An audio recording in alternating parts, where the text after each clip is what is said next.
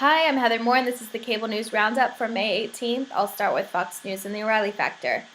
U.S. Special Ops went into Syria over the weekend and killed a top ISIS leader, but in Ramadi, the Iraqi army retreated and left hundreds of civilians to be slaughtered.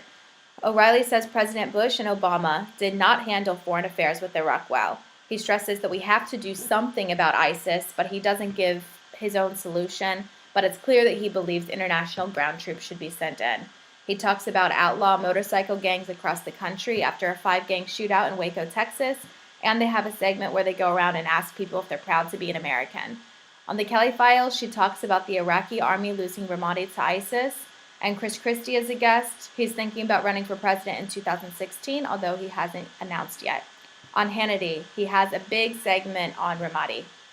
He says President Bush's 2007 decision to send in an additional 30,000 troops was a great idea, and he says that when President Obama pulled troops out of Iraq after the 9-year war, he created the safe haven for ISIS. He calls on Obama and Clinton to apologize to American troops who fought in Iraq. Peter Schweizer is on to talk about George Stephanopoulos' relationship with the Clintons, and he talks about motorcycle gang violence across the country, and there's an interview with the man who flew a recreational drone onto Capitol Hill. Switching over to MSNBC, I'll end with Chris Hayes. Hayes says there are rumors Jay-Z and Beyonce are active in the Black Lives Matter movement, although nothing is confirmed. Lindsey Graham is also planning to run for president, and Hayes talks about who he thinks the top runners for the GOP are. The Rachel Maddow Show. She says the United States should never have gone to war in Iraq.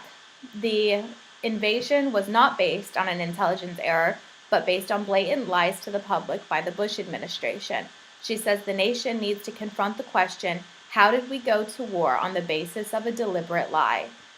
She talks about narrowing down Republican presidential top runners for televised debates, and she talks about sex scandals and campaign funding corruption within various state senates.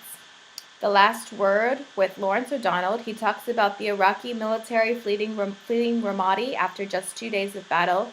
We as a nation must own up to the fact that what's going on in Iraq and Syria can be blamed on the U.S.'s action and decision to invade. Presidential decisions have huge real-world ramifications, and the next election is important. Elizabeth Warren might run for president in 2016, and he has a comedian on to discuss this comedian's new television series. So now you know.